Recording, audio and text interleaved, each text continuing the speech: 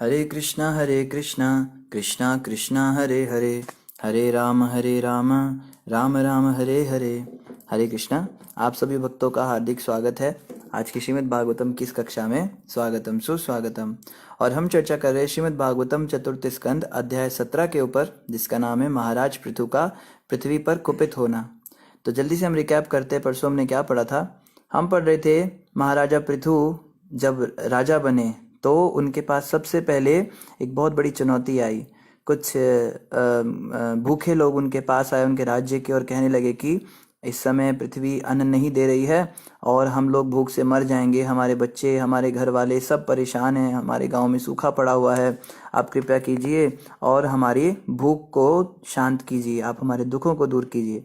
तब पृथु महाराज ने नाना प्रकार से पृथ्वी को अपने सामने उपस्थित होने को कहा, मगर जब वो उपस्थित नहीं हुई तो उन्होंने तुरंत अपना धनुष बाण उठाया और सीधा निशाना पृथ्वी पर साध दिया। तो जब पृथ्वी देवी पर निशाना साधा तो पृथ्वी घबरा गई और तुरंत वो उनके सामने गाय का रूप लेकर भागने लगी।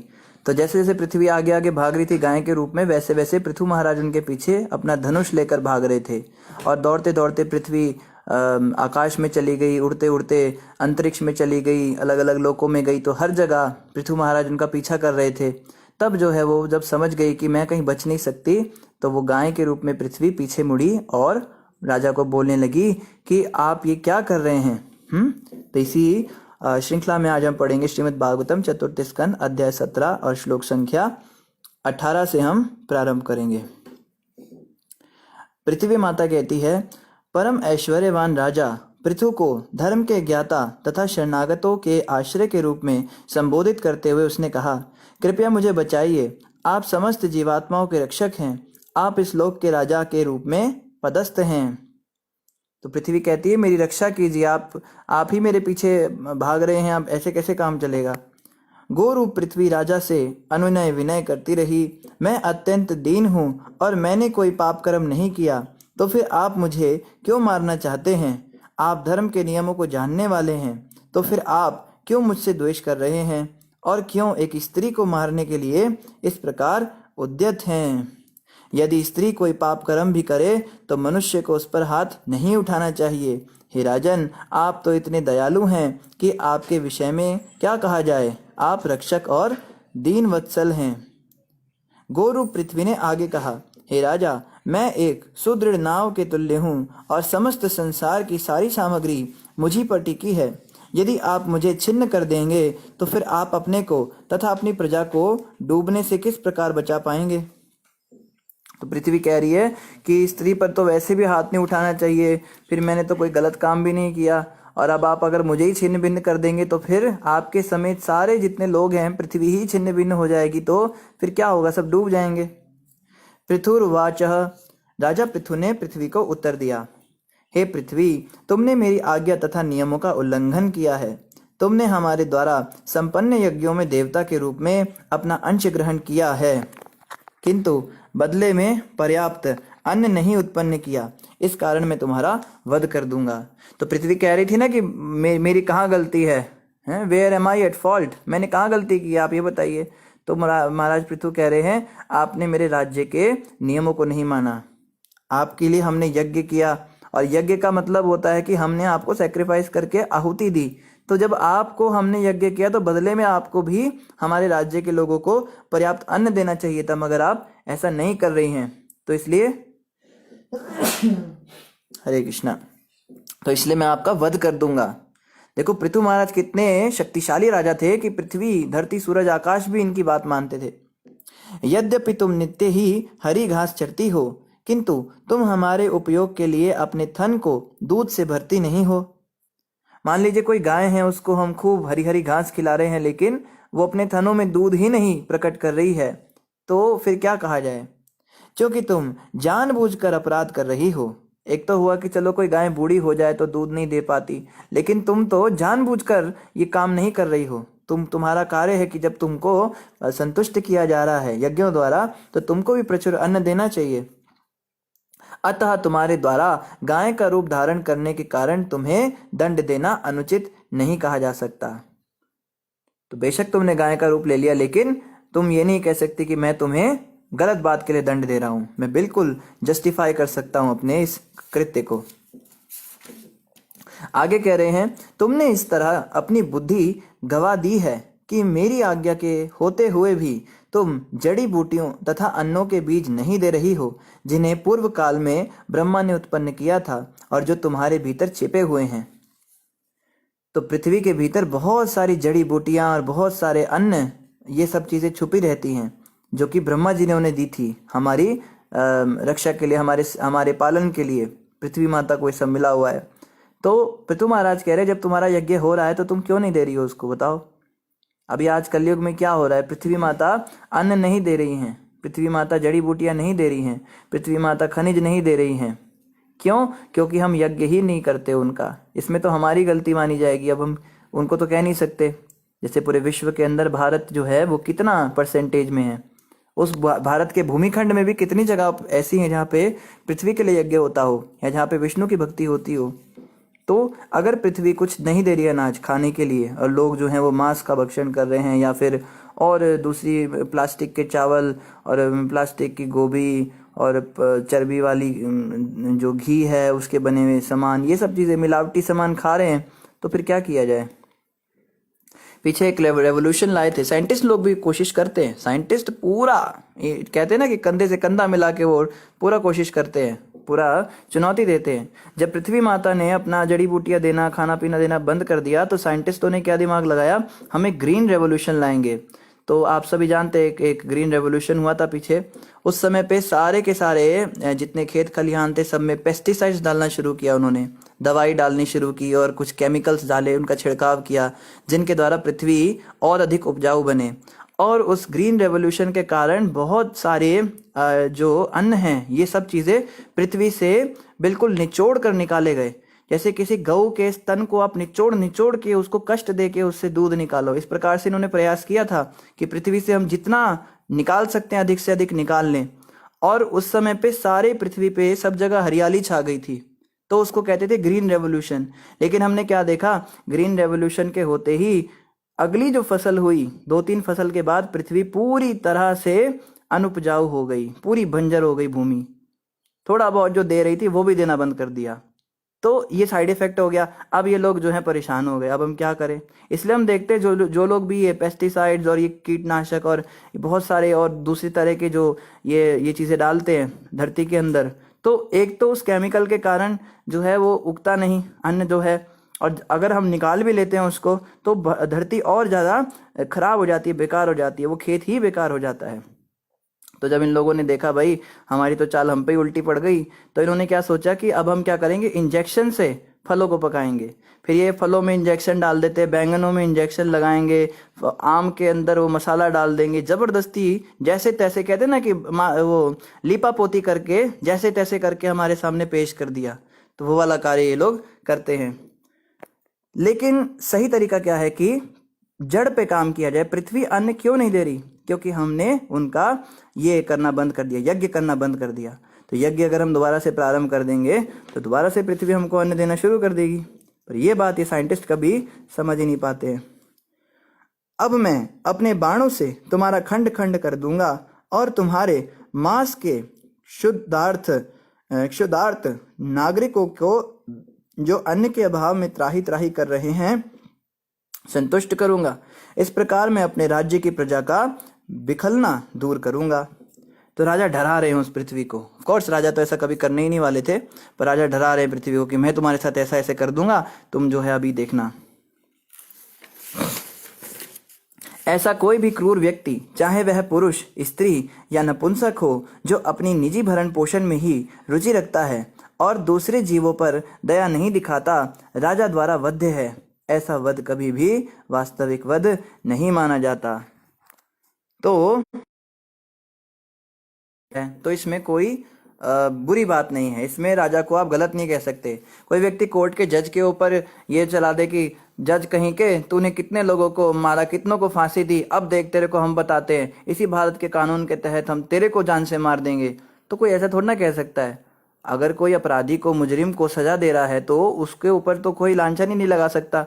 तो पृथु महाराज कह रहे पृथ्वी तेरा जब मैं वध कर दूंगा तो कोई मुझे कुछ नहीं कहेगा, तो तू इस सोच में तो मत रहो तुम कि जो है तुम मुझे इस ये कहकर रोक लोगे कि मैं गलत कर रहा हूं।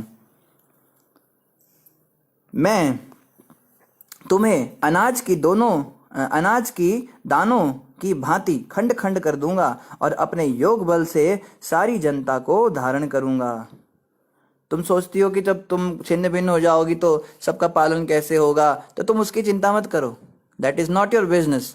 आप अपनी टेंशन लीजिए। आपका तो मैं छिन्न भिन्न कर दूंगा, जैसे चक्की के अंदर गेहूं को पीसा जाता है ऐसे मैं आपको खंड खंड कर दूंगा, पीस दूंगा, और अपनी योग बल से मैं प्रजा को धारण भी कर लूंगा। मेरे पास भी शक्ति, आप चिंता मत कीजिए उसकी। इस समय पृथु महाराज ठीक यमराज जैसे बन गए और उनका सारा शरीर अत्यंत क्रोधित प्रतीत होने लगा। पृथु महाराज बहुत गुस्से में थे इस समय। दूसरे शब्दों में वे साक्षात क्रोध लग रहे थे।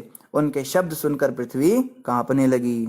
पृथ्वी सोचती है मेरे तो सारे पॉइंट्स उन्होंने काट दिए, लगता है तो सच में ही मुझे मार देंगे। उसने आत्मसमर्पण कर दिया और हाथ जोड़कर इस प्रकार कहने लगी।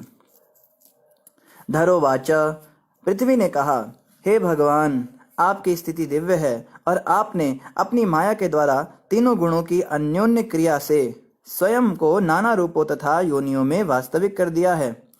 अन्य कुछ स्वामियों से भिन्न आप सदैव दिव्य स्थिति में रहते हैं और भौतिक सृष्टि द्वारा प्रभावित नहीं होते, जो विभिन्न भौतिक अन्योन्य क्रियाओं के से प्रभावित है।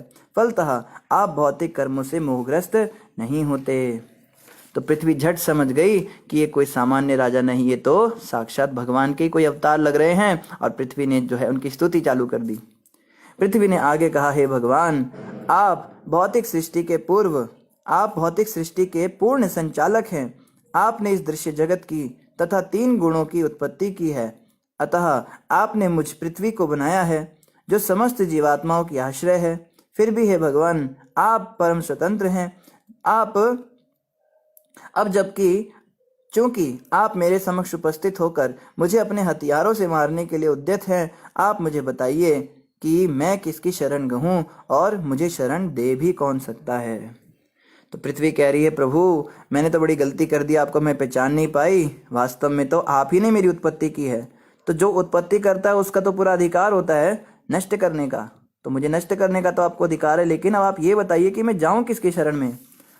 आप ही हैं। अगर मेरा रक्षक ही मेरा भक्षक बन गया तो मैं किसकी शरण में जाऊं, बताइए। जैसे हम आजकल देखते हैं कि माता पिता ही बच्चे के सबसे बड़े दुश्मन बन जाते हैं। जैसे हमने पीछे पढ़ा था, एक अखबार में आया था कि एक माँ ने ही अपनी बच्ची को गलत जगह पर भेज दिया क्योंकि उसके पास पैसों की कमी हो गई थी। एक पिता ने अपनी बेटी के साथ ऐसा किया। कई सारी ऐसी न्यूज़ पढ़ते हैं, इवन भारत के अंदर भी ऐसा हो रहा है। तो ऐसी स्थिति में बच्चा कहाँ जाए, बताइए। माँ बाप ही अगर उसके इतने बड़े ये बन गए, सौदेबाज हो गए, तो फिर वो कहाँ जाए जिन्होंने हमें जिनके हम आश्रय पे हैं। आप सोचिए ना उस व्यक्ति की स्थिति कैसी होगी। जैसे हमने एक बार सुना था कि एक लिंडा नाम की औरत थी विदेश में, मैं भूल गया कौन से देश की बात है ये। उसके ऊपर एक क्राइम का एक वो लगा था कि आपने जो है किसी के साथ गलत संबंध रखे हैं और आपके पास एक बच्चा भी है उनसे। तो उस व्यक्ति ने क्लेम कर दिया कि इस औरत ने ऐसा किया है। तो वो बहुत बड़ा कोई व्यक्ति था, बड़ा प्रभावशाली व्यक्ति था। तो उस औरत ने सोचा ये बच्चा मेरे पास है, अगर ये बच्चा मेरे साथ पकड़ा गया तो मैं तो जेल हो जाएगी मुझको, ये तो एविडेंस है। तो उस औरत के घर को चारों तरफ से पुलिस वालों ने घेर लिया और बोला कि तुम जो है सरेंडर कर दो, नहीं तो हम अंदर आ रहे हैं। तो वो इतनी घबरा गई, उसको कुछ समझ में नहीं आया। उसने क्या किया, अपने बच्चे को माइक्रोवेव ओवन में डाला और माइक्रोवेव को चालू कर दिया। और जब वो लोग आए कमरे के अंदर, घर के अंदर, तो तलाशी लेने लगे। तो उनको तो लगा ही नहीं था कि ऐसा भी कुछ हो सकता है, पर जब उन्होंने चेक किया तो वो लोग भी बड़े हैरान रह गए। तो ऐसा भी कभी कभी हो जाता है कि जो रक्षक है वही हमारा भक्षक बन जाता है। अभी जैसे भारत के अंदर ये गर्भपात बड़ा आम हो गया है, खास तौर पे हिंदू। हमारी देश की प्रधानमंत्री कहती थी कि आप लोग जो है गर्भपात करो तो आपको पैसे देंगे, आप नसबंदी करो तो पैसे मिलेंगे। एक दो नहीं, करोड़ों हिंदुओं ने अपने बच्चे मारे। करोड़ों हिंदू माओ ने खुद ही अपने पेट के अंदर अपना बच्चा मार दिया, बताइए। अब जो बच्चा माँ के पेट में है वो तो उन्हीं के आश्रय पर है। एक बच्चे के लिए माँ से बढ़कर और क्या होता है। तो जो स्त्री गर्भपात करा रही है वो तो सर्पणी के समान है ना, वो तो नागिन ही है। सरपणी क्या करती है? सरपणी जब अंडे देती है तो जो अंडे निकल के चले जाते, नहीं तो खा लेती है उनको। तो ऐसी स्थिति में बताइए व्यक्ति क्या करे? अब जैसे हम कई बार कहते हैं कि प्रभु जी हमारी भक्ति इस जन्म में तो होगी नहीं। जैसे एक माता ने भी पीछे एक प्रश्न किया था कि क्या हमें अगला जन्म मनुष्य का मिल जाएगा या हमें 84 लाख योनियों के द्वारा गुजरना होगा? तो देखो ना, अगर मान लो मनुष्य जन्म मिल भी गया तो इस बात की क्या गारंटी है कि वो माँ हमें जन्म लेने देगी? पहली बात तो उस माँ के गर्भ में हम जाएंगे, इतना कष्ट भोगेंगे, और उसके बाद अगर उसने हमें गर्भ में ही मार दिया तो क्या गारंटी है बताइए? और उसके बाद में पता है गर्भपात करने से क्या होता है? जो बच्चा हमारे पेट में आया, ठीक है, वो अपने कर्म लेकर आया। मान लो उसका 60 साल का 70 साल का जीवन था, आपने उसको गर्भ में ही मार डाला, तो अब उसका 70 साल तक दूसरी योनि का शरीर मिलेगा ही नहीं उसको। वो 70 साल तक प्रेत बन के घूमेगा, ये होता है। और वो 70 साल तक बहुत कष्ट भोगेगा। प्रेत की योनि का मतलब होता है कोई भौतिक शरीर नहीं मिलेगा, स्थूल शरीर नहीं मिलेगा, लेकिन सूक्ष्म शरीर होगा। वो आत्मा बन के भटकता रहेगा, जगह जगह जाएगा और परेशान होगा। उसको भूख प्यास लगेगी, तड़पेगा, पर कुछ खा पी नहीं सकता। शरीर में खुजली होगी पर खुजा नहीं सकता, बहुत कष्ट होता है। फिर वो लोगों को ढूंढता है किसी के शरीर में प्रवेश करूँ और अपनी इच्छाएं पूरी करूँ। खुजली करेगा, खाएगा, ये करेगा। या कई बार वो उसी माता को आगे परेशान करता है। वो प्रेत बन के वो बच्चा आता है और उसको ही कष्ट देता है कि तुम्हारे कारण मेरी ये स्थिति हुई है। तो ये बिल्कुल पाप है, घोर पाप है, ये बिल्कुल नहीं करना चाहिए। तो यहाँ पे पृथ्वी की भी ऐसी स्थिति हो गई। पृथ्वी कह रही है आप ही तो मेरे पिता हैं, अब आप ही ने मुझे बनाया है और आज आप ही मुझे मारने के लिए तैयार हो रहे हैं, तो मैं किसकी शरण में जाऊं ये बताइए? पूरे तीनों लोकों में कौन मुझे शरण दे सकता है इस समय? और आगे क्या कह रही है माता? आपने सृष्टि के प्रारंभ में अपनी अकल्पनीय शक्ति से इस समस्त जड़ तथा चेतन जीवों को उत्पन्न किया है। अब आप उसी शक्ति से जीवात्माओं की रक्षा करने के लिए उद्यत हैं। आप धर्म के नियमों के परम रक्षक हैं। आप मुझ गो रूप को मारने के लिए इतने उत्सुक क्यों हैं? प्रभु आप तो रक्षक हैं, आप तो दीनानाथ हैं, आप तो धर्म के नियमों की रक्षा करते हैं। तो सारी समस्त जगत को, सारी जीवात्माओं को आप अपनी शक्ति से उनकी रक्षा करते हैं, तो भला आप मुझे मारने के लिए इतने क्यों उत्सुक हो रहे हैं? मैंने तो गो रूप ले रखा है। ऐसे तो शास्त्र कहते किसी भी जानवर को नहीं मारना चाहिए, पर गौ माता का तो बिल्कुल नहीं मारना चाहिए। प्रभु आप ही ने तो ये नियम बनाया है, तो मैंने गौ रूप धारण कर रखा है, आप गौ रूप में भी मेरी हत्या करने के लिए तैयार हैं। हे भगवान, यद्यपि आप एक हैं तो भी अपनी अकल्पनीय शक्तियों से आपने अपने को अनेक रूपों में विस्तारित कर रखा है। आपने इस ब्रह्मांड की रचना ब्रह्मा के माध्यम से की है, अतः आप प्रत्यक्षतः पूर्ण पुरुषोत्तम भगवान हैं। जो लोग अधिक अनुभवी नहीं हैं वे आपके दिव्य कार्य को नहीं समझ सकते, क्योंकि वे व्यक्ति आपकी माया से आवृत्त हैं। तो गौ माता यहाँ पे कह रही है पृथ्वी की ब्रह्मा जी ने नहीं बनाई सृष्टि, सृष्टि तो आपने बनाई है, लेकिन आपने ब्रह्मा को माध्यम बना दिया। देखने में लग रहा है वो करते हैं, पर वास्तव में सब काम आपका है। इस संसार की सृष्टि करना, इसका पालन करना और संहार करना, तीनों आप ही करते हैं, लेकिन आप ब्रह्मा विष्णु महेश को निमित्त बनाते हैं। तो हे प्रभु, वास्तविकता में तो सब कुछ आप ही कर रहे हैं, और इस बात को हर व्यक्ति समझ में नहीं पाता। गौ माता कह रही है कि वो व्यक्ति इन बातों को नहीं समझ पाते जो अनुभवहीन होते हैं। जैसे हम कई लोगों के पास जाके बोलते हैं कि सारी सृष्टि भगवान ने बनाई है, उनसे सब चल रहा है। कहेगा है भगवान ने थोड़ा ना बनाई है, मैं तो अपने माँ बाप से पैदा हुआ हूँ, ये टेबल तो कारखाने में बनी है, ये सुपर कंप्यूटर तो साइंटिस्ट ने बनाया है, ये पंखे ये फ्रिज उन्होंने बनाया है। तो वो लोग इस तरह से तर्क करते हैं कि हम उस व्यक्ति के विषय में कैसे विश्वास कर ले जो दिखता ही नहीं है। जो सामने दिख रहा है बनाता हुआ, उसको तुम कह रहे हो कि वो नहीं बना रहा है, और जो कभी देखा नहीं सुना नहीं उसके बारे में तुम कह रहे हो कि उसने बनाया। तो ये कैसी बिना सिर पैर की बातें कर रहे हो तुम, ऐसा वो तर्क देंगे। तो यहाँ गौ माता कह रही है कि जो अनुभवहीन लोग हैं वो इस बात को कभी समझ ही नहीं पाएंगे कि जो बनाने वाले लोग हैं ये बना कैसे पा रहे हैं। जैसे साइंस के अंदर एक बहुत अच्छा स्टेटमेंट होता है कि energy can neither be created nor be destroyed, it can only change it's form. ऊर्जा जो है वो कभी बनाई नहीं जाती और वो कभी समाप्त नहीं होती, और वो केवल अपना परिवर्तन करती है। जैसे काइनेटिक एनर्जी जो है वो पोटेंशियल एनर्जी में कन्वर्ट हो जाती है, पोटेंशियल एनर्जी किसी और एनर्जी में कन्वर्ट हो जाती है। तो एनर्जी जो है बदलती जाती है, कोई ग्रेविटेशन एनर्जी में कन्वर्ट हो जाती है, वो वेलोसिटी तेज कर देती है। पर अगर हम एक सिस्टम की बात करें तो उसमें एनर्जी कभी बनाई नहीं जा सकती, आप क्रिएट नहीं कर सकते एनर्जी। अब जैसे मैं किसी को मुक्का मारता हूँ, ठीक है, तो मुक्का मारने से क्या होता है, वो व्यक्ति पीछे गिरा, तो ये शक्ति मुझे कहाँ से आई? तो अगर आप में से कोई फिजिक्स में थोड़ा इंटरेस्ट रखता हो, हम थोड़ा बाल की खाल में जाया करते थे, तो हमारा जो पैर है वो पहले पृथ्वी के ऊपर दृढ़ होता है और पैर से हम पृथ्वी को पुश करते हैं। फिर जब हम पृथ्वी को पुश करते हैं तो वापस हमको पृथ्वी से एक पुल बैक मिलता है और वो जो है हमारे हाथ में आके वो मुक्का जो है पड़ता है उस व्यक्ति को। अगर आप हवा में हो ना तो आप किसी को मुक्का मार ही नहीं सकते, आप उसको मारोगे तो आप ही पीछे चले जाओगे।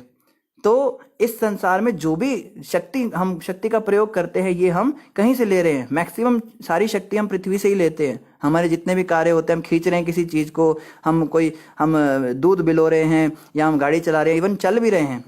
चलना पता है कैसे होता है? हम पृथ्वी को धक्का मारते हैं पैर से और पृथ्वी हमें आगे जो है वापस धक्का मारती है। इसको कहते हैं बाउंसिंग बैक ऑफ एनर्जी। थोड़ा सा ये कॉन्सेप्ट है। तो कहने का अर्थ यह है कि शक्ति अगर आप कहते हो कि वो नहीं की जा सकती, बनाई नहीं जा सकती, तो जो ओरिजिनल शक्ति थी, जो इनिशियल शक्ति थी, वो किसने बनाई? इनिशियल एनर्जी को क्रिएट करने वाला कौन था भाई?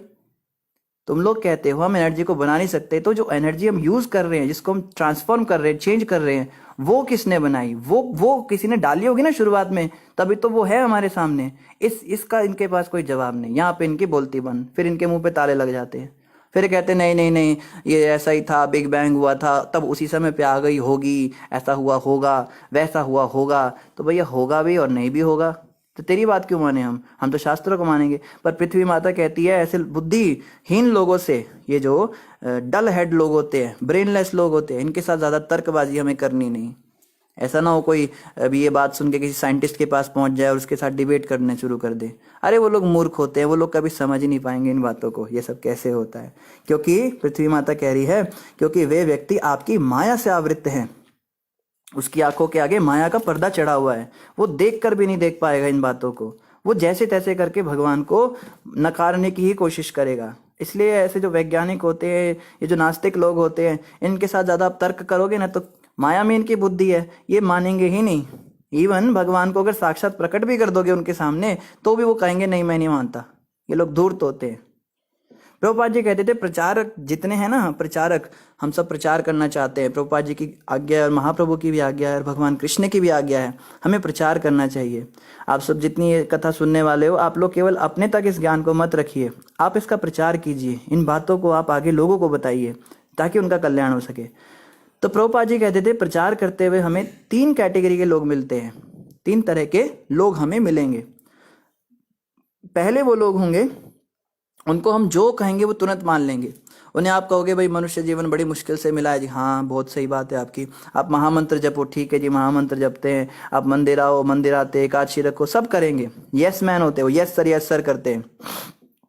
पर ये लोग प्रचार नहीं कर सकते आगे, क्योंकि इन्होंने कभी जाना ही नहीं वैज्ञानिक तरीके से बातों को। अब इनको जैसा कहा गया है वैसा करते गए। अब आगे किसी को कहेंगे भाई माला जपो, वो व्यक्ति कहेगा भाई हम क्यों जपे माला, तो इनके पास कोई जवाब ही नहीं है। कहते हैं बस हमें भी कहा गया तुम भी करो। तो ये लोग करते तो हैं, अच्छे हैं, फेवरेबल हैं, मगर ये लोग प्रचार नहीं कर सकते आगे। तो एक सेकंड कैटेगरी होती है, उसमें भक्तों की ज्यादा रुचि होती है। सेकंड कैटेगरी उन लोगों की होती है, उनको जिज्ञासु कहते हैं, दे आर क्यूरियस पीपल। उनको बोलो माला जपो, कहें क्यों जपे भाई माला, कि माला जपने से ये होगा, हरि नाम ही सार है, इस कलयुग के अंदर भगवत प्राप्ति इसी से होती है। जब हम भगवान का नाम जपते हैं तो हमारे हृदय के अंदर जो काम क्रोध आदि हैं वो घटते हैं। तो वो व्यक्ति कन्वेंस हो जाएगा, सही बात है चलो जपते हैं। फिर आप उसको कहोगे भाई सुबह 4 बजे उठा करो, कहेगा भाई क्यों उठूं मैं, भाई 4 बजे उठना चाहिए, ब्रह्म मुहूर्त होता है, भगवान विष्णु उस समय पे भक्ति का दान देते हैं सबको, और वो जो अमृत वेला होती है उस समय पे हम कोई भी काम करें तो माइंड हमारा एकदम एक्टिव होता है। तो वो कहेगा हाँ ठीक है। तो ये लोग जो हैं थोड़ा सा प्रश्न करेंगे लेकिन बात समझेंगे, ये लोग प्रचारक बनते हैं आगे चल के, ये बहुत अच्छा प्रचार कर सकते हैं। इनको भी हमें समय देना चाहिए, पहले वालों को और दूसरे वालों को हमें समय देना चाहिए। लेकिन एक थर्ड कैटेगरी भी मिलती है। प्रभुपाद जी कहते हैं थर्ड कैटेगरी लोग जो होंगे, आप उनको कुछ भी कहो वो सीधा मना करेंगे, हमें नहीं करना, sorry we are not interested. Bhagavad Gita पढ़ो, नहीं हमें नहीं पढ़नी, हम टीवी देखेंगे। अरे भैया क्यों देखोगे, कोई वो नहीं हमारे पास, हमें करना है तो करना है। ये लोग ऐसे होते हैं, इनको आप 2 घंटे 4 घंटे 8 घंटे भी लगातार इनको बम्बार्डमेंट करते रहो, बोलते रहो, ये पढ़ो वो पढ़ो, सारी फिलॉसफी दे दो, भगवान भी इनके सामने प्रकट कर दो, तो भी ये लोग मानेंगे ही नहीं बात को। तो प्रभुपाद जी ने कहा इन लोगों को प्रचार ही नहीं करना चाहिए, इनको जो है यू किक देम ऑफ, इनको तो लात मार के भगा दो, ये लोग बेकार के तर्क करते हैं। कई बार ये ऐसे ऐसे तर्क ये हमें ही उसमें डाल देते हैं। कई बार ऐसे ऐसे लोग होते हैं आपको ही प्रश्न कर देंगे, तुम इतना कृष्णा कृष्णा करते हो, कभी कृष्णा को देखा तुमने आज तक? तो हमें डाउट आएगा, भाई कृष्णा को तो देखा नहीं आज तक, बात तो तुम्हारी सही है। अरे वही यार, वो इस्कॉन वाले पागल बनाते हैं, वो तुम्हें ब्रेन वॉश कर दिया उन्होंने, तुम्हारा दिमाग के ऊपर उन्होंने डाल दिया उसके अंदर। जब तुमने किसी को देखा ही नहीं, वो व्यक्ति है भी कि नहीं है, तो तुम कैसे कह सकते हो?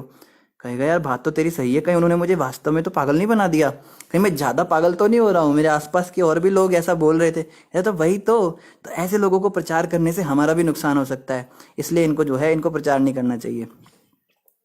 इनका भी अगर हम कल्याण चाहते हैं, मान लीजिए हमारे घर के ही लोग ऐसे हैं या बहुत हमारे प्रियजन हैं, तो उनको प्रसाद खिलाओ, कीर्तन सुनाओ, बस उनको महामंत्र कीर्तन पे इनवाइट करो, प्रसाद खिलाओ मंदिर के प्रोग्राम में, और बस ऐसे ही ये लोग कभी सुकृति इनकी जागृत होगी कुछ जन्मों के बाद, तो भक्त बनेंगे तो बनेंगे, नहीं तो प्रचार से तो ये भक्त बनने नहीं वाले। तो ऐसे जो लोग होते हैं इनको हमें प्रचार नहीं करना। ये गौ माता कह रही है कि ये लोग जो है माया से आवृत होते हैं। और आगे माता क्या कह रही है? हे भगवान, आप अपनी शक्तियों द्वारा भौतिक तत्वों, इंद्रियों, इनके नियामक देवों, बुद्धि, अहंकार तथा प्रत्येक वस्तु के आदि कारण हैं। इंद्रियां हो, तत्व हो, बुद्धि हो, अहंकार हो, प्रभु इस सब के तो कारण आप ही हैं, और अपनी शक्ति द्वारा आप ऐसा करते हैं। अपनी शक्ति से आप इस संपूर्ण जगत, दृश्य जगत की सृष्टि, पालन तथा संहार करते हैं। आपकी ही शक्ति से प्रत्येक वस्तु कभी प्रकट होती है और कभी प्रकट नहीं होती है, अतः आप समस्त कारणों के कारण पुरुषोत्तम भगवान हैं। मैं आपको सादर नमस्कार करती हूँ। तो पृथ्वी माता कहती है सब कुछ तो आप करने वाले हैं। अभी जो काइनेटिक एनर्जी है, या ये पोटेंशियल एनर्जी है, ग्रेविटेशन एनर्जी है, अट्रैक्शन एनर्जी है, रिपल्शन एनर्जी है, मैग्नेटिक एनर्जी है, उनको पूछो जरा साइंटिस्टों को, भाई एनर्जी तो किसी एनर्जेटिक से आती है, शक्ति है तो शक्तिमान भी होगा, किसी शक्तिमान व्यक्ति से वो शक्ति निकली होगी। एनर्जी का अपना तो कोई अस्तित्व होता नहीं, एनर्जी तो किसी एनर्जेटिक से ही निकलती है ना। अब मान लो कहीं पे नखून और बाल पड़े हों, तो कोई कहे ये किसके हैं, यहाँ पे किसने डाले, ये कहे भाई ये किसी के नहीं, अपने आप प्रकट हो गए, तो कोई मानेगा इस बात को? तो हम जो इस शरीर में है, हमारी शक्ति ही तो है, ये एनर्जी ही तो है, हमारे नाखून और हमारे बाल जो हम निकालते हैं। तो कहने का मतलब ये है, जब तक शक्तिमान ही पीछे नहीं खड़ा तो शक्ति कहाँ से आ गई भाई? तो प्रश्न करो इनसे, भाई कौन है शक्तिमान, कौन है जिनकी सारी शक्तियों की तुम, इसके बारे में तो तुमने बहुत अच्छा पढ़ा दिया, इतना तुमने डिटेल रिसर्च कर दिया, ऐसा होता है वैसा होता है, पर ये आया कहाँ से है ये तो बताओ। तब जो ये कहेंगे नेचर की एनर्जी है, नेचर भी किसी की होती है। हम कहते हैं ना आपकी नेचर बड़ी अच्छी है, इसकी नेचर बड़ी गंदी है, तो नेचर भी किसी की होती है। तो किसकी नेचर है ये, किसकी प्रकृति है? तो ये कृष्ण की प्रकृति है। This is Krishna's nature, this is Krishna's energy, ये पृथ्वी माता यहाँ बता रही है। देखो ये ना सोचो कि भागवत में पृथ्वी है और भगवान को स्तुति कर रही है, ये लोग कहाँ हैं इतने, ये तो बड़ी पुरानी ज़माने की बात है, उस समय तो लोगों को कुछ पता ही नहीं होता था, ये तो अभी डार्विन आया और मेंडलीफ आया और ये डाल्टन आया, इन लोगों ने हमें एटम और मॉलिक्यूल्स का ज्ञान दिया, ये सब चीज़ें तो पढ़ पढ़ के छोड़ दी इन लोगों ने। देखो पृथ्वी माता कितने तत्व की बात बता रही है यहाँ पे। Of all the energies you are the most energetic person. बस ये है ना कि हमारे दिमाग में फीड कर दिया कुछ नेताओं ने कि भारतीय संस्कृति और शास्त्र आपके बड़े बड़े पुरानी चीज़ है, इसमें तो कुछ है ही नहीं, आजकल की मॉडर्न साइंस की किताबें आप पढ़ो। तो ये दिमाग में हमारे डाला गया, एक्चुअली ब्रेन वॉश इन लोगों ने हमारा किया है। दे आर ब्रेन वॉशिंग अस कि आपकी संस्कृति बहुत पिछड़ी हुई है, ऐसा है वैसा है। हमारे शास्त्रों में जो बातें हैं वो बहुत ज़्यादा, ये साइंस तो कुछ भी नहीं है उसके आगे जो भी हम पढ़ते हैं, इसके तो बहुत परे की बात इसमें बताई जाती हैं।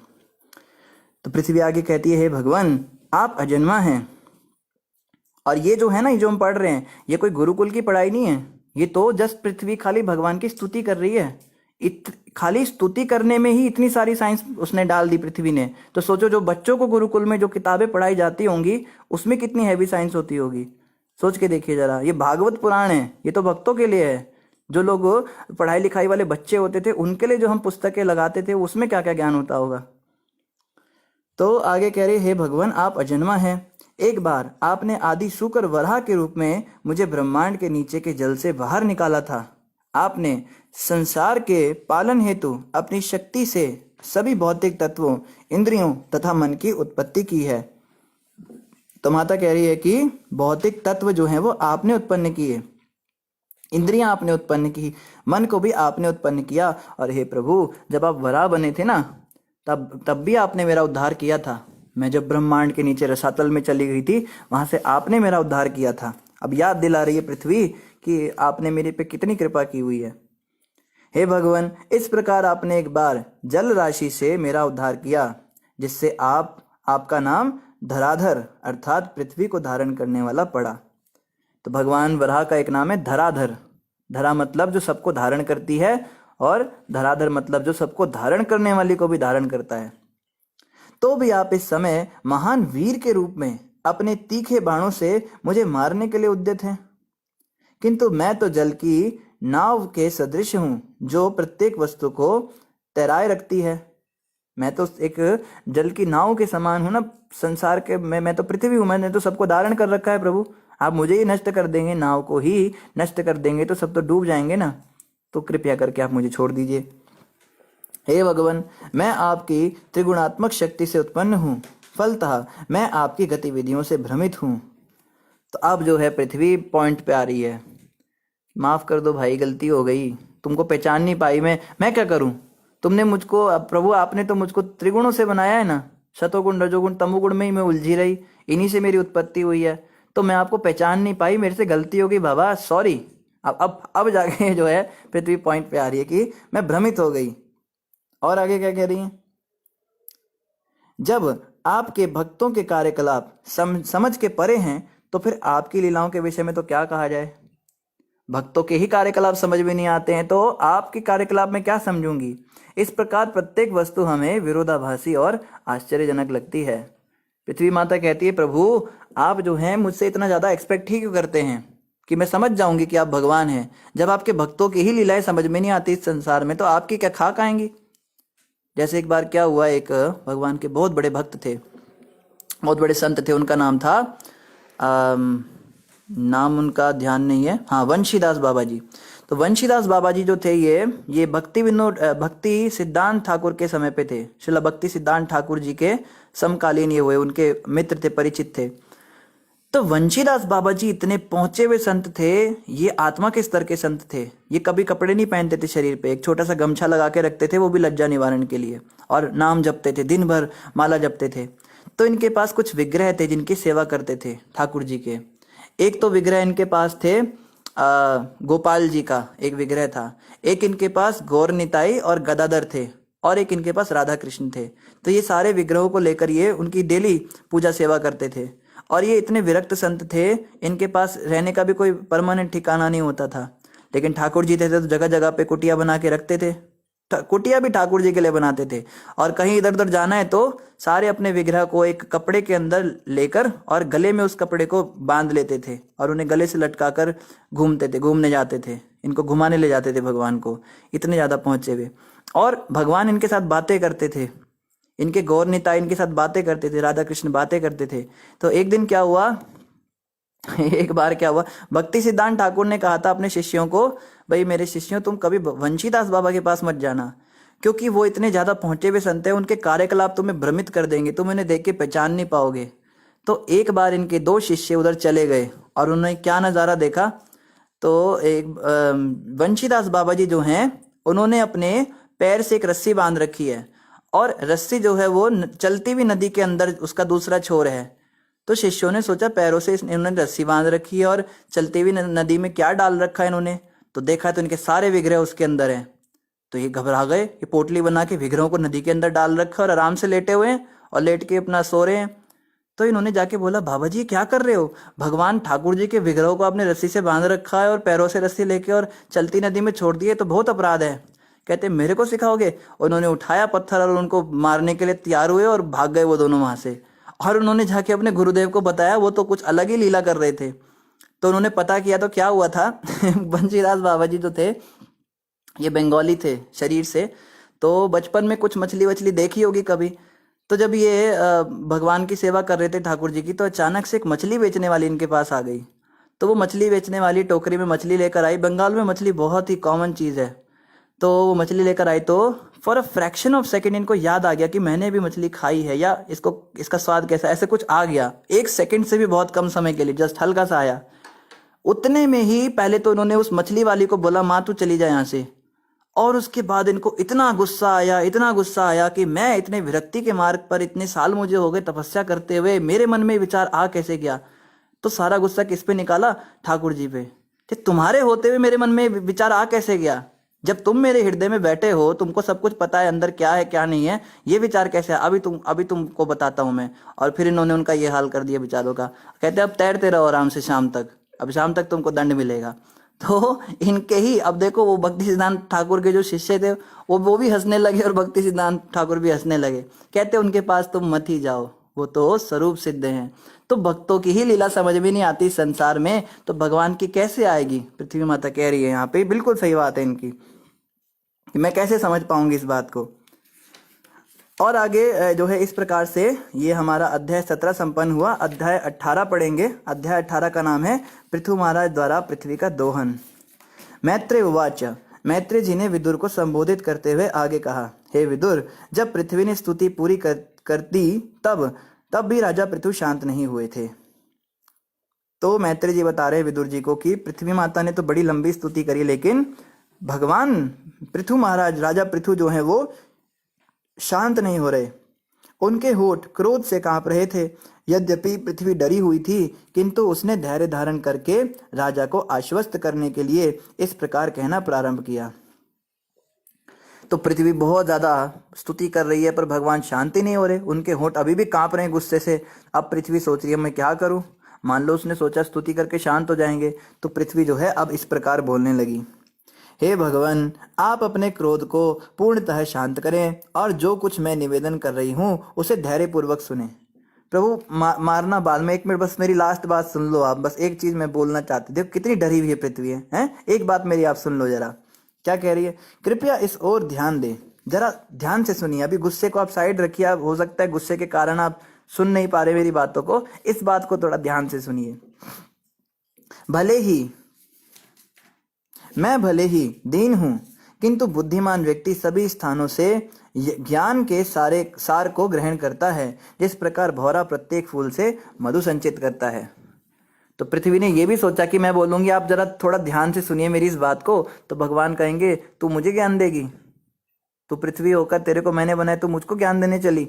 तो पृथ्वी ने पहले ही बोल दिया कि प्रभु, हो सकता है आपको लगे कि मैं बड़ी दीन हूँ, बड़ी मैं नीच हूँ, लेकिन बुद्धिमान व्यक्ति क्या करता है, हर जगह से ज्ञान लेता है। वो ये नहीं सोचता कि ये व्यक्ति बुद्धिहीन है, वैसा है, उसको जहां से ज्ञान मिल जाता है उसको बटोर लेता है। और यहाँ पे वो मधुमक्खी का उदाहरण दे रही है। मधुमक्खी जो है हर फूल पे बैठकर उसका सार ग्रहण कर लेता है। तो चाणक्य पंडित जी ने एक बात कही है कि सोना अगर कचरे में भी पड़ा हो तो भी उसे उठा लेना चाहिए, क्योंकि कचरे में गिरने से, नाली में गिरने से उसका मूल्य कम नहीं होता, उसको साफ करके हम दोबारा से प्रयोग में ला सकते हैं। तो इसी प्रकार पृथ्वी कह रही है कि मैं छोटा मुंह बड़ी बात करूंगी प्रभु, लेकिन हो सकता है मेरी बात से कोई सार निकले इस बात का, तो आप उसको ग्रहण कर सकते हैं। मानव समाज को इस जीवन में ही नहीं बल्कि अगले जन्म के भी लाभ पहुंचने के लिए बड़े बड़े ऋषियों तथा मुनियों ने जनता की संपन्नता के अनुकूल विभिन्न विधियों की संस्तुति की है। तो वो कह रही है ऋषि मुनियों ने कोई बहुत बड़ी बड़ी विधि विधान बनाए हैं। जो कोई प्राचीन ऋषियों द्वारा बताए गए नियमों तथा आदेशों का पालन करता है, वह व्यावहारिक कार्यों में उनका उपयोग कर सकता है। ऐसा व्यक्ति सरलता से जीवन तथा सुखों को भोग सकता है। पृथ्वी माता कह रही है कि ऋषि मुनियों की बताई हुई बातें जो व्यक्ति मानता है, वो व्यक्ति बड़े आराम से सुखी जीवन जी सकता है और सारे सुखों का भोग करके जीवन। एक्ट्रेस सुसाइड करती रहती है, तो जब वही लोग डिप्रेस्ड है, वही लोग परेशान है उनकी पर्सनल लाइफ में, अगर हम जाएं तो उनको हम फॉलो करके कैसे सुखी हो सकते हैं।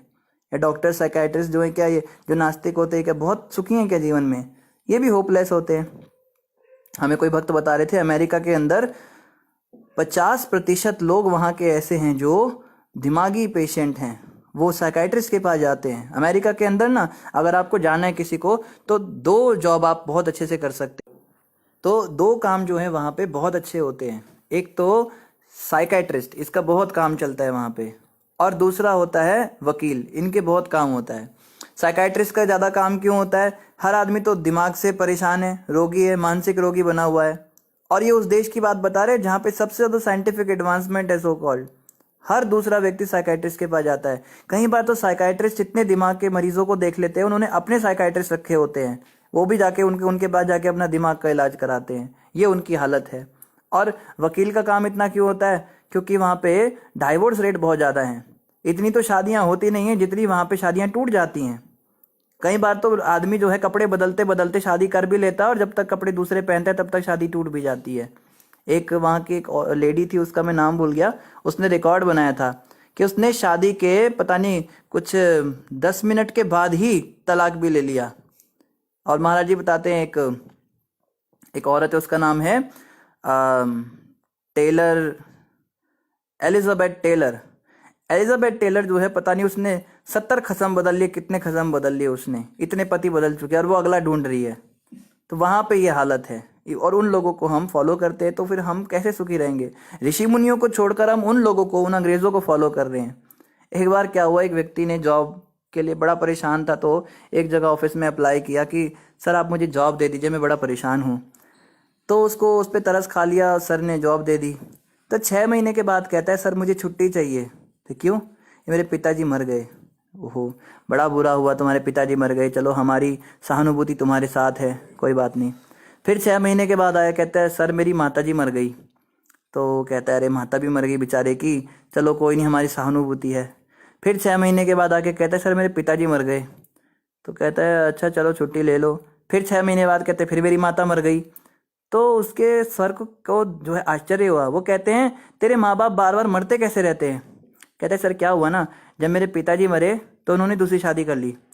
फिर क्या हुआ, मेरी माँ ने जो दूसरी शादी करी, फिर मेरी माँ मर गई, तो मेरे जो दूसरे पिता थे उन्होंने फिर दूसरी शादी कर ली। फिर बाद में वो पिता भी मर गए। फिर वो जो औरत थी फिर उसने दूसरी शादी कर ली। तो कहता है बस तेरे तो हर 6 महीने में कोई ना कोई मरता ही रहेगा घर में। तो अमेरिका के अंदर ना ऐसी बुरी हालत है, आप जाओगे ना वहाँ पे, अगर कोई डॉक्यूमेंट साइन करना होगा तो उसमें पिता का नाम पूछते ही नहीं है वो लोग माता का नाम पूछते हैं।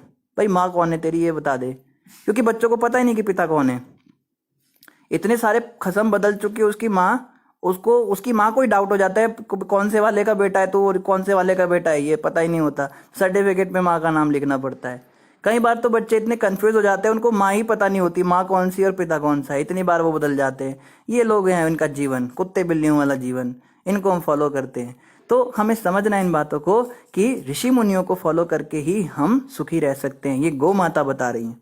और आगे क्या कह रही है, ऐसा मूर्ख पुरुष जो कोई मनोकल्पना द्वारा अपने निजी साधन तथा माध्यम तैयार करता है और साधुओं द्वारा स्थापित दोषहीन आदेशों को मान्यता नहीं प्रदान करता, वह अपने प्रयासों में बारंबार असफल होता है। ये बहुत इंपॉर्टेंट श्लोक है, ये नोट करने वाला श्लोक है। ये है चौथे स्कंद के 18वें अध्याय का 5वां श्लोक। तो यहाँ पे माता कह रही है, गौ माता कह रही है कि जो मूर्ख व्यक्ति अपनी लॉजिक से, सो कॉल्ड लॉजिक, कि गाय का गोबर क्यों यूज़ करना है, हम ये तो वो होता है ये होता है, हम तो डेटॉल और वो सैनिटाइज़र यूज़ करेंगे, और लॉजिक्स लगाते हैं। शास्त्रों में पता नहीं ये क्यों लिखा है, शास्त्रों में बाल विवाह क्यों लिखा है, शास्त्रों में ये सती प्रथा, ये सब जो और भी जो चीज़ें हैं वो क्यों लिखी हुई हैं, उनके ऊपर जो है उनको अपने मनोकल्पित ढंग से चेंज कर देता है। जैसे पीछे क्या हुआ, समय पे ब्राह्मणों ने ये सारी बातें चेंज की थी शास्त्रों की। जैसे शास्त्रों के अंदर बताया था कि कोई स्त्री जो है वो अपनी इच्छा से अपने पति के साथ जो है कई बार अपना प्राण त्याग देती थी, क्योंकि वो नहीं चाहती थी कि उसके पति के अलावा कोई भी उसको स्पर्श भी करे। और उसमें इतनी योग शक्ति होती थी, सती नारी की तो इतनी शक्ति बताई, वो तो यमराज के पास जाकर अपने पति को वापस लेकर आ गई थी। तो सती स्त्री जो थी वो इस प्रकार से किया करती थी। तो इन लोगों ने क्या बना दिया कि हर स्त्री को ये करना पड़ेगा, जिसका भी पति मरेगा उसको सती होना ही पड़ेगा। यहाँ पे इन लोगों ने अपनी बुद्धि लड़ाई और इन्होंने सारा बर्बाद कर दिया हमारे धर्म को। कितना कितना बदनामी सहन करना पड़ा हमें। राजा राम मोहन रॉय ने हटा दिया इसको, नहीं तो अब तक भी कितनी सारी बेचारी हमारी माताएं इसके चंगुल में फंसी होती। तो मनोकल्पित विज्ञान जब लगाना शुरू करते हैं, ऐसे जो मूर्ख ब्राह्मण थे जिन्होंने ये शास्त्रों के अंदर बदलाव किए, और ये बाल विवाह जो होता था, 9 साल की कन्या का विवाह करने का विधान था शास्त्रों में। हमारे शास्त्र कहते कन्यादान होता है। स्त्री दान नहीं होता, आजकल स्त्री दान होता है। 20-30 साल की हो जाती है लड़की तब कन्या का दान होता है। इसके पीछे बहुत बड़ी साइंस है। 9 साल की 10 साल की जब लड़की होती है तो वो उस समय पे अबोध होती है। उस समय अगर उसकी शादी हो जाती है तो फिर वो अपने पति के प्रति समर्पित हो जाती है, उसके दिमाग में चिंतन शुरू हो जाता है। लेकिन शास्त्र कहते थे कि शादी तो हो जाएगी पर उसका गौना नहीं होगा, मतलब वो अपने पति के साथ रह नहीं सकती, वो रहेगी अपने मायके में ही अपने माँ बाप के साथ। और जब वो 20-21 साल की 18 साल की हो जाएगी, घर जाने लायक, तब उसको विधि विधान के साथ जो है ले जाया जाता था घर में। इससे क्या होता था, जो लड़की थी वो शुद्ध रहती थी, उसके विचार शुद्ध रहते थे, वो बीच बीच में अपने पति से मिलने भी जाती थी और उसका चिंतन चलता रहता था। लड़के का भी यही हाल था। पुरुष जो है अगर बचपन में उसकी शादी हो जाती थी तो उसके दिमाग में रहता था भाई वो मेरी पत्नी है और दूसरी स्त्रियों पे मुझे नज़र नहीं डालनी, और दूसरी स्त्रियां भी शादीशुदा होती थी, उन पे नज़र डाले भी कैसे। तो बहुत ही शुद्ध वातावरण रहता था। लेकिन इन लोगों ने क्या कर दिया, नहीं नहीं शादी हो गई अब तुम ससुराल जाओ, अब तुम यहाँ रह नहीं सकती। अब वो बच्ची को ससुराल भेज रहे हैं, वो बच्ची के साथ फिर गलत काम हुए, शोषण हुआ उसका। फिर इन लोगों ने कहा देखो हिंदू शास्त्रों में ऐसा है, ये बाल विवाह भी बंद करो, ये बंद करो, कितनी कुरीतियां हैं, हाय हाय कैसा घटिया धर्म है ये हिंदू धर्म। इसकी बदनामी हो गई। इन कुछ बेवकूफ़ ब्राह्मणों के कारण हमें कितना बदनामी सहन करना पड़ा। तो शास्त्रों की बातों को एज इट इज़ लेना चाहिए, हमें शास्त्रों के विधि विधान को समझना चाहिए, साइकोलॉजी समझनी चाहिए। अगर वो बाल विवाह वाला जो सिस्टम था वो अभी भी कंटिन्यू होता तो आज सोसाइटी में गर्लफ्रेंड बॉयफ्रेंड वाला नहीं शुरू हुआ होता। आप कहते हो हमने उसको ख़त्म कर दिया ताकि हमारे बच्चे जो हैं ये सब चीज़ें ना करें, तो क्या नहीं कर रहे क्या? आज क्या 10-15-12 साल के बच्चे जब हो जाते हैं तो क्या इन चीज़ों में नहीं जाते क्या? पहले तो फिर भी चलो धर्म के तहत होता था कि अपने पति पत्नी के साथ ही उनका प्रेम संबंध होता था। अभी ये खुला कर रहे कुत्ते बिल्लियों की तरह, कपड़ों की तरह ये बदलते हैं अपने, ये बदल कभी किसी के साथ घूम रही है कभी किसी के साथ घूम रहा है। ये सब जो है उल्टा सीधा काम, इसके लिए कुछ नहीं है। इसके लिए तो सुप्रीम कोर्ट कहता है शादी से पहले लड़का लड़की साथ रह सकते हैं। लिव इन रिलेशनशिप जो है ये गैर कानूनी नहीं है, ये कानूनी हो गया है। बताइए, ये कलयुग की सरकार है। ये लोग कहते हैं कि हमें इसको अलाउ करना चाहिए, हम क्यों रोके किसी को ऐसा करने से? और पहले इसी ने बाल विवाह को रोका। ये इनका दोहरा चेहरा देखिए आप। पहले तो हालांकि 18 साल का कुछ इन्होंने रेस्ट्रिक्शन लगा रखा है पर कौन फॉलो करता है उसको? कोई फॉलो नहीं करता। अभी पीछे बता रहे थे कि इंस्टाग्राम के ऊपर जब स्कूल बंद हुए थे बच्चों के तो एक सीबीआई जांच हुई, उसके तहत किसी ने कंप्लेन की थी तो पता लगा एक बॉयज चैट रूम पता लगा उन्हें, उसमें सारे लड़के जो हैं मिलके उल्टी सीधी बातें कर रहे हैं, ऐसे भद्दे भद्दे कमेंट पास कर रहे हैं। और उन लोगों ने उसको पकड़ा तो पता लगा कि ज़्यादातर बच्चे 12 से और 18 साल के बीच की उम्र के थे और उनके कमेंट इतने खतरनाक थे कि उनको न्यूज़ चैनल पे बताया भी नहीं गया कि हम पढ़ भी नहीं सकते उनको।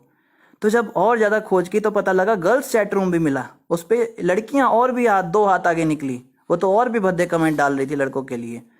तो अब माँ बाप सोचते थे भाई मेरा बच्चा स्कूल तो इसका बंद हो गया, कितनी इसमें पढ़ने की चाह है, देखो मोबाइल मांग रहा है मुझसे, ऑनलाइन स्टडी करेगा, जूम क्लास करेगा। अब माँ बाप को क्या पता क्या कर रहा है। तो ये हालत है इनकी। तो बताओ क्या उसको रोकना क्या सही हुआ क्या? इसको कहते हैं ऋषि मुनियों की बात न सुनकर और अपने धर्म से अपने दिमाग से चलना, लॉजिक से चलना, ऐसा होना चाहिए वैसा होना चाहिए, कॉन्स्टिट्यूशन में ये एक्ट पास किया। ऑफ कोर्स हम भारत के कॉन्स्टिट्यूशन को गलत नहीं बता रहे, पर कुछ चीज़ें तो कहीं पे तो गलत हुई हैं, कुछ गलतियां तो हमसे भी हुई हैं जिसके कारण उनको भी मजबूरी में ऐसे नियम बनाने पड़े। और सही था उन्होंने नियम बना के इन चीज़ों को हटाया, पर इनको हटाना इसका सोल्यूशन नहीं था। जैसी फिल्में बनती है ना ओ माई गॉड जैसी, धर्म को ही समाप्त कर दो, ना रहेगा बांस ना बजेगी बांसुरी। धर्म के कारण झगड़े हो रहे हैं, धर्म के कारण लोग पड़े हुए इन चक्करों में, धर्म को ही हटा दो, एक धर्म लाओ, मानवता का धर्म लाओ। तो तुम लोग कहते हो मंदिरों को ही बंद कर दो, तुम कहते हो धर्म को ही हटा दो, तो क्या ये कोई सोल्यूशन है? मान लो किसी के पेट में दर्द हो रहा है और डॉक्टर कहे आपको सबसे अच्छा इलाज बताता हूँ, पूरे शहर में आपको कोई ऐसा इलाज नहीं बता पाएगा। बोलो डॉक्टर जी, कहता आप अपने पेट को ही काट दो, खत्म ही कर दो पेट को। आपके हाथ में दर्द है, आप हाथ को ही काट के बाहर निकाल दो। आपके कान में बहुत दर्द होता है ना, ये बीमारी कभी ठीक तो होगी नहीं, आप कान को ही निकाल के फेंक दो। तो कोई सोल्यूशन हुआ क्या? ये लोग कहते धर्म को ही समाप्त कर दो। अरे धर्म के कारण कितने सारे अच्छे काम भी तो होते हैं। कितने लाखों लाखों लोग हैं जो मंदिरों में जाके अपना भोजन करते हैं, जो गुरुद्वारों में जाके अपना भोजन करते हैं, उनको धर्म पाल रहा है। अगर आप धर्म को ही समाप्त कर दोगे तो कितने क्रिकेट स्टार्स हैं और कितने बॉलीवुड के आपके एक्टर्स हैं जो रोज लोगों को खिलाते हैं और कितने सारे और भी दूसरे काम होते हैं जो सांस्कृतिक सामाजिक बातें होती हैं, जो अभी हम हरी चर्चा कर रहे हैं, भागवतम पढ़ रहे हैं, इससे जो हमें ज्ञान मिल रहा है, ये सब कुछ समाप्त हो जाएगा। तो अब धर्म, आप प्रॉब्लम तो आपकी ठीक है, प्रॉब्लम चल रही है, हम मानते हैं उसको, पर आप इतना भद्दा सोल्यूशन तो मत दो कि आप धर्म को ही हटा दो। ये क्या बात हुई? धर्म को देखो, हाथ अगर खराब है तो उसमें डिफेक्ट को ठीक किया जाता है। आपको लगता है बाल विवाह में समस्या थी तो उस समस्या को हमें ठीक करना चाहिए था। आपको लगता है दहेज प्रथा में प्रॉब्लम थी तो उसको ठीक करना चाहिए था। आपको लगता है सती प्रथा में प्रॉब्लम थी तो उसको, आपको सती तो कोई प्रथा है ही नहीं वास्तव में, तो अपनी इच्छा की बात थी। तो आप अगर धर्म को ही हटा देंगे, आप कहेंगे इसमें कुरीतियां हैं, समाप्त ही कर दो धर्म को, तो आप क्या करेंगे? व्यक्ति को जान से ही मार देंगे, क्योंकि बिना हाथ पैर पेट के तो व्यक्ति जीवित ही नहीं रह सकता। तो ये जो है ये अल्टीमेट सोल्यूशन चलता नहीं है।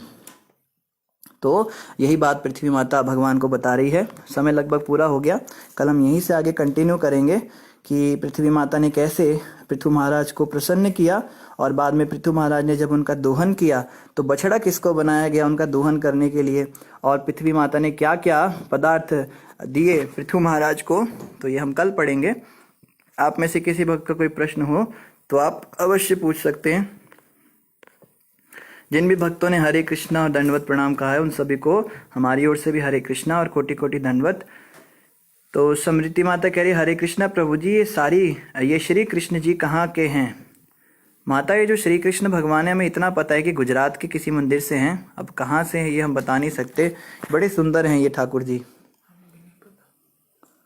तो इनके जैसी दर्शन हमें मिले तो हम तो बड़े आकर्षित हो गए इनसे। ठीक है, और कोई प्रश्न? कीर्ति माता कह रही है प्रभु जी बहुत ही सुंदर विग्रह हैं, क्या ये राधा गोकुलंजन जी हैं? माता हमको नहीं पता, क्षमा कीजिएगा। दिशी माता कह रही है प्रभु जी जब एक्सीडेंटली हो तब। दिशी माता क्या चीज़? एक्चुअली आप लोग लेक्चर के बीच में कमेंट करते हैं ना, तो लेकिन हम पढ़ते तो लास्ट में हैं, तो आप सभी कृपया करके जब भी कोई प्रश्न करे तो आप कंप्लीट उसको मतलब आप बोल सकते हैं कि ऐसा ऐसा हो तो क्या करना चाहिए। तो माता आप दोबारा से कमेंट लिख के आप भेज सकते हो प्रश्न को, जो चीज़ आप पूछना चाह रहे हो। इसके अलावा आदित्य प्रभु कह रहे हैं शक्तास ऑल्सो बिलीव इन दिस। हाँ प्रभु, बिल्कुल आदित्य प्रभु, नेचर के पीछे भगवान है जो, या जो भी बात आप कह रहे हो उसमें शाक्त भी आते हैं। शाक्त बेसिकली देवी माता के उपासक होते हैं और वो लोग भी इन बातों में मानते हैं। ठीक है जी। समृति माता आगे कह रही है if a person is attracted by every second person whom ever he or she sees, attracted by lust and beauty of course, even after following rules and doing japa, how to solve such problems because it can take one away from भक्ति।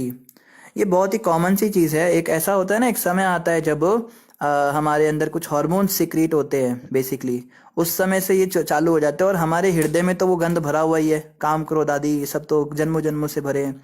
तो माता देखो 4 नियम की जब हम बात करते हैं तो 3 नियम तो आराम से निभ जाते हैं, क्योंकि हमने वो काम बाकी योनियों में नहीं किया होता। 84 लाख योनियों में कितनी योनियां हैं जिनमें हमने मांस खाया है? कुछ ही योनियों में खाया है। और 84 लाख योनियों में कितनी योनियां जिसमें हमने शराब पिया है? किसी में भी नहीं पिया। नशा तो करा नहीं, और जुआ खेलने की बात करो तो वो भी नहीं किया। एक ये काम जो है स्त्री संग और पुरुष संग, ये बहुत ज़्यादा हमने किया है हर योनि में। कुत्ते थे तो कुतिया के साथ थे, सुअर थे तो सुअरी के साथ थे, और कबूतरी थे तो कबूतर के पीछे भागते थे। तो हर योनि में यही एक क्रिया जो है बार बार करने के कारण ये बहुत डीप रूटेड हो गई हमारे हृदय में। ये काम जो है ये इतनी आसानी से जाता नहीं है। लेकिन फिर भी अगर हम भक्ति में जुड़े हैं, हम भगवान का नाम जप रहे हैं, तो धीरे धीरे धीरे धीरे ये कम तो होगा। तो हम जो है घबराएं ना। ऐसा कुछ अगर हमारे मन में आए, ये तो सबके मन में आ जाता है। इतने बड़े विश्वामित्र ऋषि तपस्या कर रहे थे, उनके सामने वो मेनका अप्सरा के नाचने लगी, नृत्य करने लगी। तो देखिए वो इतने बड़े ब्रह्मचर्य व्रत धारण करने वाले वाल्मीकि ऋषि, वाल्मीकि नहीं, ये जो ऋषि थे विश्वामित्र ऋषि, ये भी भटक गए। तो हम देखते हैं 10,000 साल तपस्या जिन्होंने किया, इतना सारा नियमों का जो है, इतने नियमों के साथ वो बैठे, उनसे ये चीज़ खत्म नहीं हुई। और हम कहते हैं हमें 2 साल हो गए, 4 साल हो गए माला करते हुए, और माला भी कैसी करते हैं हमें पता ही है, बहुत एक जगह बैठ के बड़ा फोकस से तो करते नहीं है हम विश्वामित्र ऋषि की तरह। तो कहाँ हमारे अंदर से इतनी आसानी से चला जाएगा? ये तो देवताओं में भी देखने को मिलता है। इंद्र जी आए दिन कुछ ना कुछ गलती करते रहते हैं। तो घबराना नहीं है इसको। अगर ये हो रहा है तो हमें ये सोचना है this is very natural, this is very normal thing. लेकिन हमें कोशिश करनी है कि ये जो है बढ़े ना, मन से जो है इसको निकालने का प्रयास करना है। अगर मन में ऐसी भावना आ रही है तो तुरंत हमें इसको हटाने का प्रयास करना है। भगवान श्री कृष्ण के जो भ्रिकुटियाँ होती हैं, उनकी जो आईब्रोज होती हैं, उसका जब हम चिंतन करते हैं, उस पर बहुत ध्यान से दर्शन करते हैं भगवान का, तो हमारी काम वासना दूर होती है। और भगवान श्री कृष्ण के चरण कमल, ये दो स्थान ऐसे जिनका हमें बहुत फोकस से दर्शन करना चाहिए, इससे समाप्त होता है। और इसके अलावा हरे कृष्ण महामंत्र का जप हमें ध्यान पूर्वक जप करना है। हमें अपराधों से बचना है, 10 नाम अपराधों से बचना है। इससे जो है धीरे धीरे ये चीज़ भी दूर हो जाएगी, ज़्यादा इसमें घबराने की बात नहीं है। ठीक है जी। और इसके अलावा हाँ जी, ये डिम्पल जी कह रहे हैं प्रभु जी प्रणाम। डिम्पल जी आपको भी प्रणाम। रघु शर्मा जी कह रहे हैं प्रभु आपकी कही हुई हर बात सही है, भगवान कृष्ण सब पर अपनी कृपा बनाए रखे। धन्यवाद रघु जी, हम तो कुछ कह ही नहीं रहे, हम तो भागवत पढ़ रहे हैं।